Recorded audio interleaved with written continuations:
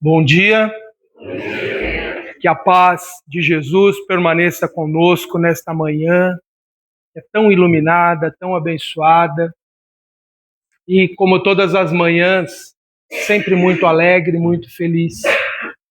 Estar aqui na Casa da Prece é sempre um motivo de alegria muito grande.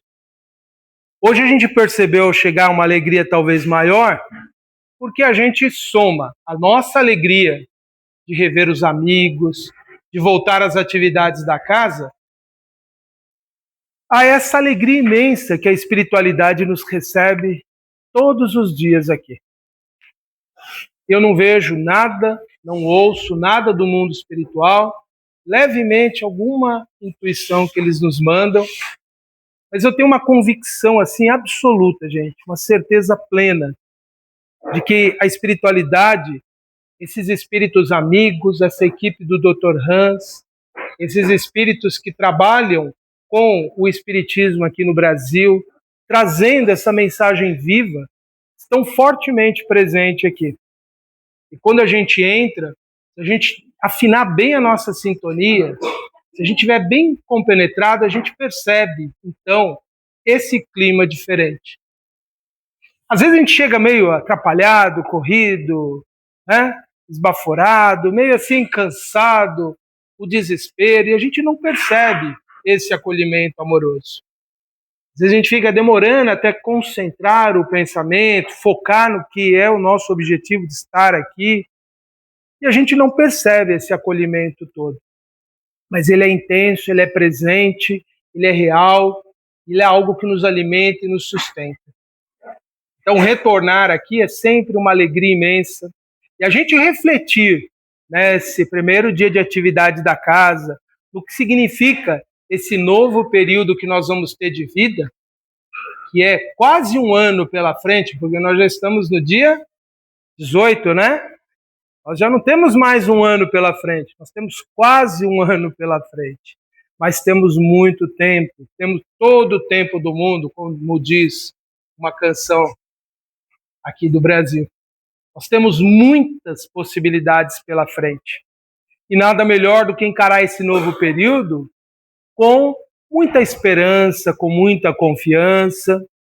Às vezes a gente está meio abatido, desiludido, às vezes a gente está cansado de tantas coisas da vida e a gente pensa, é só mais um ano, todos os anos são a mesma coisa, não é assim? É só mais uma volta que a Terra deu em torno do Sol. Tem gente que fala isso, né? E de fato é. Se a gente for analisar as coisas muito materialmente, a gente pode reduzir tudo a fenômenos muito simples, muito explicáveis, embora não sejam, tá? Quando a gente começa a estudar todas as condições que permitiu a vida existir no planeta Terra, é extraordinariamente e é impressionantemente coincidente as condições para que aqui tenha vida. Fosse o nosso planeta um pouquinho mais perto do Sol, já seria inviável para a vida. Fosse um pouquinho mais distante, inviável para essas formas de vida que a gente conhece aqui no planeta. E provavelmente a nossa não teria evoluído para esse ponto que nós estamos. Fossem os dias um pouquinho mais longos, um pouquinho mais curtos, como são nos outros planetas do Sistema Solar, a Terra seria absolutamente diferente do que ela é. Então nós vivemos num planeta, a nossa morada da casa do Pai, usando a expressão do Evangelho de Jesus, que é um lugar assim extraordinário. Então esses fenômenos astronômicos que garantem a nossa vida, eles não são banais. Dar uma volta em torno do planeta, uma volta da Terra em torno do Sol, é algo impressionante. Porque é isso que garante esse equilíbrio magnífico das estações, dos ciclos que a natureza tem. E a natureza, como criação divina, ela é impressionante porque ela mostra que os ciclos, eles existem, e os seres que aqui evoluem participam desses ciclos, e nesses ciclos completam os seus papéis aqui na natureza. Executam a sua função para o qual foram criados, e ao mesmo tempo evoluem. Por isso que para nós não devemos menosprezar a ideia de que existem ciclos que se fecham, que se reiniciam, e eles são importantes. Por isso que a gente refletir, pensar no começo de um novo ciclo, de um novo ano, e idealizar, sonhar, planejar, almejar, querer, não é de todo em vão. É extremamente importante para nós. Um dia nós seremos espíritos puros, em que nós vamos estar desligados dessas questões de tempo, de ciclo, de renascimento e morte. Nós vamos estar desligados desse condicionamento de um corpo físico. Mas isso é um plano de realização que vai se dar daqui a milhões de anos. E sabe como a gente vai atingir esse estágio? Vivendo bem, intensamente, esses momentos que nós estamos vivendo agora. Na evolução não se pula etapas de aprendizado, de aquisição dos valores imortais do espírito. Não tem como.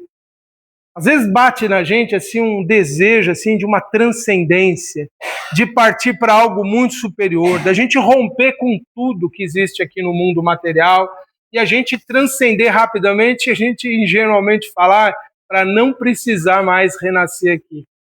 Mas é uma infantilidade, é uma ilusão do espírito quando ele pensa isso. A gente não transcende as coisas assim de uma forma. É como o bebezinho sonhar em ser uma pessoa adulta. Ele não pode, porque ele tem que se preparar para se tornar adulto. O espírito em evolução, como nós estamos nesse estágio agora, a gente não pode pular etapas. Por isso que viver e abençoar os dias, reconhecer que neles nós temos aí aquisições importantes, é significativo. Por quê? Se eu só sonho e não vivo o presente, eu não adquiro as condições lá no futuro. Eu só idealizo, só sonho. E lá eu não alcanço nunca aquilo lá, porque o que eu preciso fazer hoje não está sendo feito. Então a gente viver esse novo tempo que nós vamos ter agora, com projetos, com expectativas, com sonhos, é importante, não é vão, mas surgem as preocupações também, não é? Porque a gente sabe que a vida é desafiadora, que a vida tem as nossas provas, tem expiações, tem desencantos, não é assim?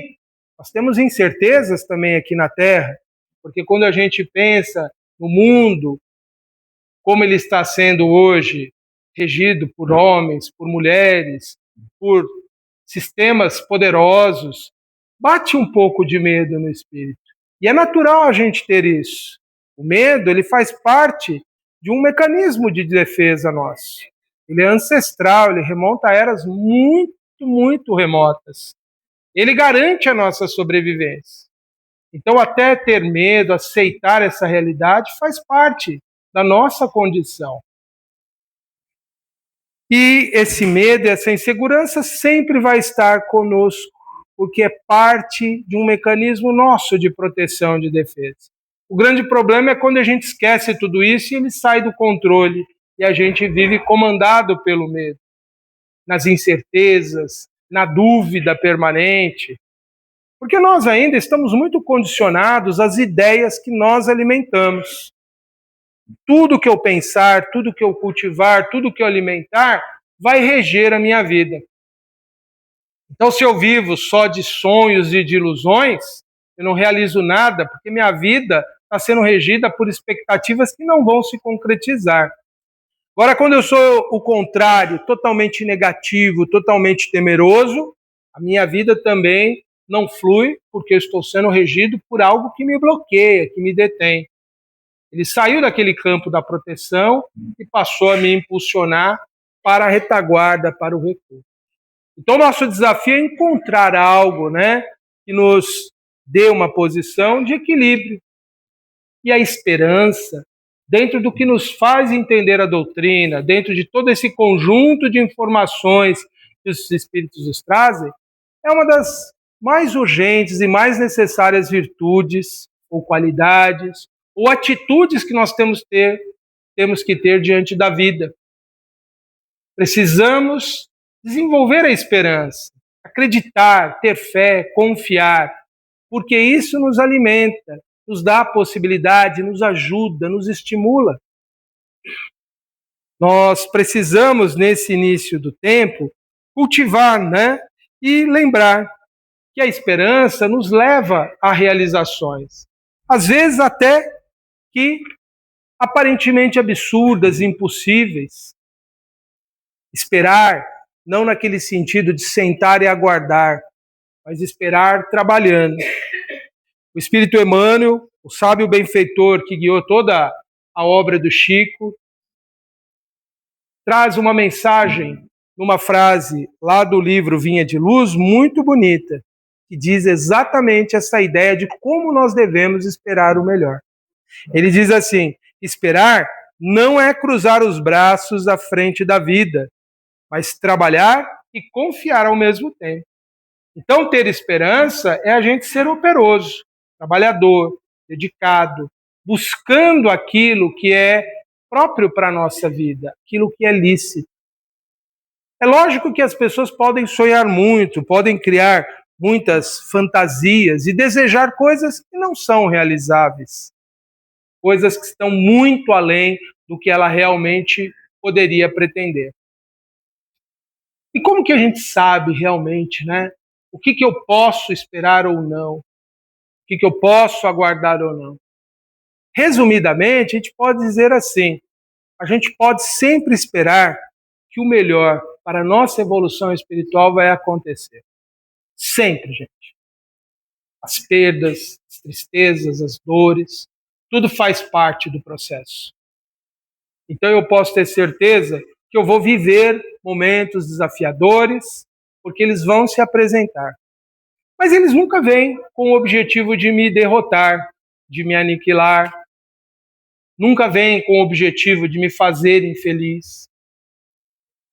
Cada desafio da vida, cada situação, gente, representa um degrau dessa longa escada da ascensão espiritual. Ele vem, ele se apresenta, e a nossa decisão é um degrau, um obstáculo, um esforço que eu vou ter que fazer para subir. Eu posso sentar, parar e lamentar isso. E falar mais um degrau. E posso sentar no degrau a que eu cheguei e ficar ali lamentando. Ou eu posso pegar essa experiência e me apoiar sobre ela e descobrir que eu ainda tenho forças para subir. E prosseguir. E subir. Transpor. E ainda aproveitando essa figura, quando eu estou numa caminhada, eu não fico o tempo todo olhando para trás. Eu não fico o tempo todo rememorando, refletindo, pensando. Eu fico... De que forma? Eu vou pensando, eu vou refletindo e eu vou avançando. Eu não fico toda hora olhando para trás, porque desanima, cansa. Isso se dá com os problemas da vida. Se nesse início de jornada do ano, se eu só ficar lamentando o que passou, se eu só ficar desesperançoso, pensando, mas a minha vida sempre foi de muita dificuldade, eu não avalio o quanto eu progredi, eu não avalio o quanto eu avancei, eu não percebo o quanto eu cresci. Mas em algum momento eu tenho que parar e olhar para trás, até para avaliar, olha só quanto eu venci. Porque eu posso ter dois olhares para as experiências que eu tive. Eu posso ter um olhar pessimista dizendo, nossa, andei demais, cansei muito, não cheguei a lugar nenhum. Ou eu posso pensar, eu andei muito, eu caminhei muito, eu subi muito. Mas olha onde eu cheguei. Olha em que posição eu alcancei. O problema é que quando a gente está muito amargurado com a vida, com os resultados que a gente tem, a nossa análise é sempre negativa. É sempre de pensar no esforço, na perda, e a gente não vê quantas coisas nos aconteceram de bom. Porque a gente tem um mecanismo, enquanto encarnados, que nos leva a esquecer rapidamente as coisas. E elas só são lembradas daquilo que eu revivo dentro de mim periodicamente. A gente constrói memória ao longo da vida de tanto recordar. Se eu só recordar as amarguras que eu tive na minha infância, do abandono, da ausência dos que deviam me amar e não me amaram, se eu só lembrar dos impedimentos que eu tive, Isso vai ser alimentado e vai ser vivo dentro de nós o tempo todo. Se eu alimentar todas as experiências boas que eu vivi, elas é que me vão conduzir. O Eugênio contou a história do Chico no início, e o Chico ele tinha essa posição, né, de sempre tirar coisas positivas da experiência. Ele tirou da sua dor a experiência positiva com o bom humor. Ele não focou, olha como eu sou bonzinho e está aqui trabalhando doente. Ele, como conhecedor das suas necessidades espirituais, entendia que o trabalho era necessário. Ele precisava daquilo. E ao trabalho ele se dedicou. Ele foi alguém que honrou o propósito de vida dele. Porque se ele parasse para só lembrar das situações dolorosas e tristes, ele nunca teria alcançado o que ele alcançou. Imagine se ele só lembrasse quando perdeu a mãe, só lembrasse as garfadas que a madrinha dava nele, que ele só lembrasse as pessoas que passaram pelo caminho dele, traindo, caluniando, mentindo, e até hoje tem umas pessoas infelizes lançando mentiras, tentando descredibilizar a vida do Chico. Ele, como espírito, está tão além dessas questões, porque ele sabe que isso é só como aquelas pedras, pedregulhos de um caminho. Você dá uma tropeçadinha aqui, mas você continua, a pedra ficou para trás. Mas você andou e vai contemplar a beleza lá na frente. Então essa posição é que nós temos que trazer para a nossa vida. Parar de só lamentar as coisas tristes que ficaram no passado, não vamos negá-las. Não vamos dizer, eu vou esquecer quem me fez sofrer. Não é isso. Eu só não preciso lembrar todo dia. E eu posso, igualmente, lembrar as coisas boas. E a quantidade de pessoas boas que nós tivemos no caminho? Quantidade de pessoas que trabalharam amorosamente para que a gente chegasse onde a gente chegou. Pode não ter tido um pai ou uma mãe que te amou como você esperava, mas certamente teve alguém que exerceu essas figuras na sua vida. Talvez não por muito tempo, mas outros vieram se alternando, vieram ocupando esses papéis. Às vezes a gente não teve o pai presente a vida toda, mas tiveram várias figuras que honraram a paternidade, honraram a masculinidade, nesse tempo que ela é tão atacada o tempo todo, que infelizmente tem muitos exemplos negativos da masculinidade. Mas quantos homens dignos, corretos e íntegros nós encontramos ao longo do caminho? Igualmente, aquelas mulheres que muitas vezes não honraram a maternidade com o amor, com a devoção, mas quantas outras passaram em nossas vidas e por algum tempo exercer esse papel da que protege, que nutre e alimenta, não no sentido apenas material, mas profundamente simbólico, nos dando ali a sua colaboração, a sua contribuição de múltiplas maneiras. Nós todos, gente, somos muito devedores, mas sempre no sentido positivo isso, tá? A todas as pessoas que de alguma forma nos auxiliaram para chegarmos aqui. As pessoas que nos deram oportunidades de trabalho, as pessoas que foram gentis, as pessoas que nos ensinaram o que sabemos. E nós não somos devedores a essas pessoas especificamente. Nós somos devedores à vida como um sistema. Por isso que nós temos que ser assim. Pessoas de boa vontade, o tempo todo, porque é isso que faz a vida fluir, é isso que faz a vida acontecer, é isso que faz a vida melhorar.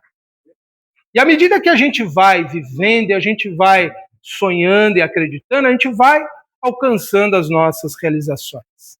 Aquilo para o qual nós reencarnamos, nós estamos aptos a realizar, por mais difícil que possa parecer. E eu quero trazer, como ilustração desse fato, uma história que eu já contei aqui, lá no dia 26 de janeiro de 2020. Quem estava aqui lembra, eu estou fazendo basicamente a mesma palestra, 6 anos depois. Eu também não lembrava, gente. Fui pegar meu roteiro e fui reler aqui, e fui ressuscitar essas ideias. Fazem muito sentido para mim agora, novamente. Por isso que eu trouxe para compartilhar com vocês. É a história de um rapaz chamado Lucas. Ele é de uma comunidade muito carente lá da região de Brasília, chamada Sol Nascente, é uma favela. E lá em 2020, ele estava com 17 anos. E o sonho dele era tornar-se médico. E ele não tinha possibilidades materiais para isso. Hoje, quem tenta estudar para passar num vestibular de medicina sabe o quanto é concorrido, sabe o quanto é difícil. Mas o Lucas, ele tinha o sonho, e numa noite aí que ele passou num pronto-socorro, ele viu o quanto aquela atividade fazia sentido para ele. E é aqui que a gente precisa prestar bem atenção sobre a diferença de eu sonhar como fantasia e eu sonhar como realização do meu propósito de vida. Naquele momento, ele se conectou realmente de que o sonho dele não era apenas o sonho como tantos jovens têm. Outro dia eu estava conversando com a minha filha, aí ela contando dos amigos, né, que alguns tinham a expectativa de fazerem o cursinho para passarem no vestibular de medicina, mas cada um foi descobrindo que não era um sonho real deles, não era o que eles queriam realmente para a vida deles. E isso acontece. E é bom que a gente possa sonhar e descobrir que os nossos sonhos não eram exatamente aquilo que a gente pensava, que os nossos planos não são exatamente esses, porque não dá para o mundo ter só médicos. Precisa ter as outras profissões para a nossa sociedade fluir. E tem pessoas que até concluem o curso de medicina e vão trabalhar em outras áreas. Porque mesmo tendo conseguido concluir, não era aquilo que elas iriam melhor se realizar. Eu estou trazendo esse exemplo, mas isso vale para tudo na nossa vida. Tem coisas que a gente idealiza, que a gente pensa que é aquilo que é a nossa felicidade, e ao longo do caminho a gente vai descobrindo. E o viver é exatamente para isso, para descobrir que a gente pode mudar os planos, pode sonhar novamente, e pode descobrir em qualquer época da vida o que a gente tem a realizar. Né? Redescobrir-se é necessário na evolução. Descobrir novas qualidades, novas possibilidades. E o Lucas, então, ele começou a vender os brigadeiros, como hoje tantas pessoas estão fazendo. Por isso que quando alguém vem nos oferecer algo, a gente tem que pensar o quanto eu posso contribuir para essa pessoa que tem um sonho e está realizando esse sonho através de uma forma que a gente muitas vezes nem considera. Se você não gosta de brigadeiro, não pode comer brigadeiro, ou não quer comer brigadeiro naquela hora, se você puder, ajude e passe aquele brigadeiro para uma outra pessoa que também vai ficar feliz. Eu me lembro de uma amiga queridíssima, Dona Neidinha, que ela falava isso. Até o aceitar o papelzinho no semáforo é uma forma de caridade. Porque aquela pessoa, é o trabalho que ela conseguiu naquele dia, é aquele. Ah, mas isso gera lixo, resíduo na sociedade. Pega o seu papelzinho e ponha no lixo que você recolhe. E seja gentil com essa pessoa. Bom dia. Se ela te falar obrigado, vai com Deus, tenha um bom dia. Com gentileza, com acolhimento. Porque isso é fundamental na nossa vida. Perceber que muitas pessoas estão lutando pelos seus sonhos todos os dias. E nós também. E a gente não vai ajudar a pessoa a concretizar o sonho dela, mas eu posso estar ajudando naquele momento para que aquela pessoa possa se sentir um pouco melhor. Porque assim eu estou contribuindo nesse movimento impressionante da vida para que as pessoas se realizem. No caso do Lucas, ele conseguiu, vendendo os brigadeiros, fazer o cursinho, passar no vestibular e ingressou numa universidade pública. Imagine se ele, em algum momento, pensasse: é meu destino, eu vou realizá-lo, custe o que custar, porque é o meu destino. Pensa, ele poderia pensar assim e falar: mas eu nem vou fazer o cursinho, porque é meu destino mesmo. Se ele não fizesse o cursinho, ele não passava no vestibular. Porque tem coisas que para a gente alcançar, a gente depende, gente, de verdade. A gente depende que a nossa parte seja feita.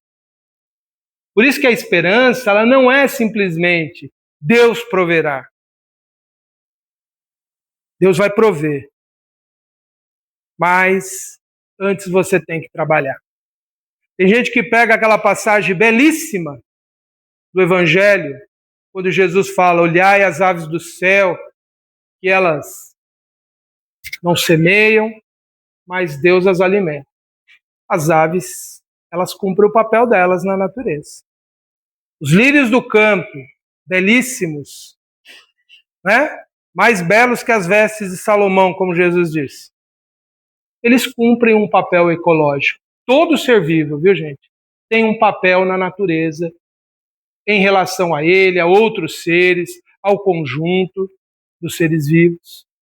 Então eles também estão se ajudando, cumprindo o papel deles. E o que é necessário a eles, eles recebem. Para nós, é igualmente assim. Se eu estiver cumprindo o meu papel no mundo, aquilo para o qual eu estou aqui, eu vou receber os recursos que eu precisar. Aí sim Deus proverá. Aí sim o ajuda-te e o céu te ajudará. Afinal de contas, o que Jesus disse é: batei e a porta se vos abrirá. Jesus não falou: fica de bracinho cruzadinho ali na frente da porta que ela se abre. Não. Tem trabalho em levantar a mão, bater a porta. Tudo depende sempre de algo que também parta de nós. E o Lucas, ele não entendeu dessa forma, como nós estamos explicando, mas internamente ele percebeu que ali era o seu propósito de vida. E ele teve dificuldades. As últimas notícias que eu recebi, assim, que estava publicada em alguns sites, é que depois que ele começou o curso, ele teve dificuldades financeiras. Pessoas que conheceram isso se cotizaram, fizeram aquelas vaquinhas virtuais para ajudar a mãe dele a continuar mantendo a vida. E se não tivesse dado certo e ele, de repente, não cumpriu, né, não concluiu o curso? Ele é um fracassado, gente? Não, jamais. Porque às vezes tem vidas que começam e tem algo a se realizar até um certo ponto. E às vezes a gente não alcançou aquilo que a gente se empenhou tanto, isso não quer dizer que é fracasso. Porque às vezes a vida vem nos trazer lições nessas experiências que são interrompidas. Vem trazer aprendizados. Fracasso é quando a gente intencionalmente faz o mal, gente. Isso é fracasso. Quando eu planejo sabotar a vida de alguém, quando eu planejo difamar a vida de alguém, estou com raiva de alguém, vou falar mal dela para ninguém mais gostar dela. Isso é fracasso. Agora eu tentar, eu lutar, eu me esforçar todos os dias, isso é realização. Realização a longo prazo, porque a gente ali às vezes está aprendendo com essas experiências mais intensas. Fracasso é eu sabendo que eu posso, que eu conseguirei, dentro dos limites do aceitável, por preguiça, eu ficar parado. Isso é fracasso. Mas ainda assim eu posso reverter tudo sempre. Porque a vida, ela pode ser recomeçada a qualquer minuto, a qualquer segundo. Porque essa é a mensagem mais poderosa do Evangelho. Não importa o seu passado, não importa o quanto você errou, não importa o quanto você já agiu mal intencionadamente. O que importa é a sua nova disposição, a sua nova resolução de vida. O que importa efetivamente é quem eu sou a partir do instante que eu decido ser uma pessoa diferente, não. Sem a ilusão de que tudo vai ser apagado, tudo está sendo justificado, mas consciente de que eu posso iniciar uma transformação. Essa é uma mensagem poderosíssima que no passado era muito profunda em todas as pregações cristãs. De que Deus pode fazer novas todas as coisas. Mas infelizmente ela foi se perdendo e ela está muito obscurecida por muitas ilusões que as pessoas têm, de facilidades, de aquisições materiais. Mas, na verdade, gente, mais importante, nós como espíritas, nós que sabemos que nós temos uma vida infinita pela frente, é saber isso, de que a partir deste momento eu posso iniciar uma nova experiência positiva na minha vida. Eu posso ser melhor. Posso ter sido, no meu casamento anterior, um péssimo marido. Mas eu posso, nesse atual casamento, ser o melhor marido que eu conseguir. Eu posso ter sido uma mãe muito displicente, muito errada com meus filhos, até os 20 anos deles. Mas eu posso mudar isso agora. Posso chamá-los e dizer, olha, filho, eu descobri que eu não fui a melhor pessoa para você até esse momento, mas eu queria, de alguma forma, ser melhor agora. Então nós podemos renascer todos os dias. Não preciso esperar a próxima reencarnação, eu não preciso esperar o convite da dor, eu não preciso receber um espírito materializado dizendo, Antenor, muda. Eu posso, neste momento, criar um novo propósito de vida para mim. Vou alcançá-lo rapidamente? Não, porque o homem velho existe. E ele não é substituído. Ele vai sendo diluído. Pegando uma imagem bem assim ilustrativa. Se eu tenho um vaso transparente com água contaminada, e eu vou gradualmente adicionando água limpa, pode demorar muito tempo. A água que vai transbordando, vai saindo, vai levando a sujeira, e vai, e vai, e vai. Vai chegar uma hora que só vou ter água límpida, cristalina. Ah, mas e as bactérias que vão aderir na superfície do vidro? Gente, as analogias, elas são sempre imperfeitas. Nunca elas são perfeitas, porque nada se compara à vida do espírito. Nada. Porque é única, né? Então, a gente, quando traz as analogias, são apenas ilustrativas. Na verdade, nós vamos nos transformar e nós seremos pessoas novas. E tudo passa a ter um novo sentido de acordo com o que eu ressignifico a experiência. De acordo com o que é o novo significado que eu dei. Eu não errei porque eu era mau. Eu errei porque eu era ignorante, não entendi um aspecto da lei de Deus. Hoje eu entendo. E eu posso ser uma nova pessoa. Até se eu tenho um impulso, mas sei que não está certo e não atendo ele, eu já sou uma nova pessoa. Algo da minha consciência já é novo.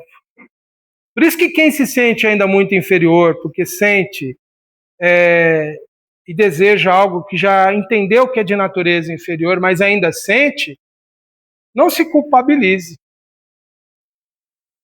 Apenas reconheça. Não me pertence mais essa experiência. Embora eu a deseje, ela não é mais para quem foi iluminado, para quem foi esclarecido pelo conhecimento espiritual. E eu irei adquirir novos e salutares hábitos que irão progressivamente substituindo aquilo que era de natureza inferior. Se estiver muito difícil para mudar, gente, nós devemos pedir o auxílio. Devemos buscar a ajuda. Buscar a ajuda dos profissionais da área da saúde, aqueles que trabalham integramente, ajudando as pessoas, psicólogos, psicoterapeutas, as várias áreas que tem.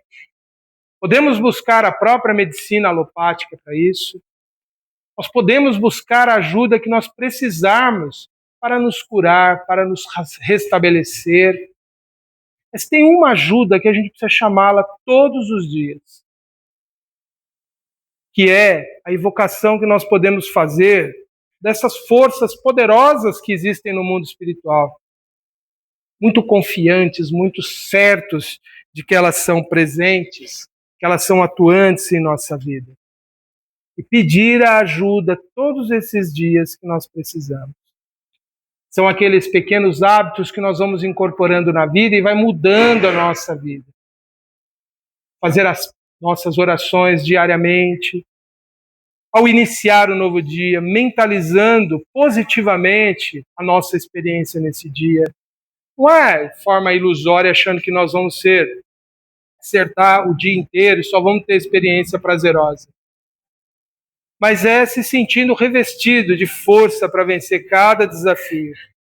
E se nós acharmos que não o vencemos, que nós pelo menos não os agravemos com a nossa irritação, a nossa agressividade, o nosso nervosismo.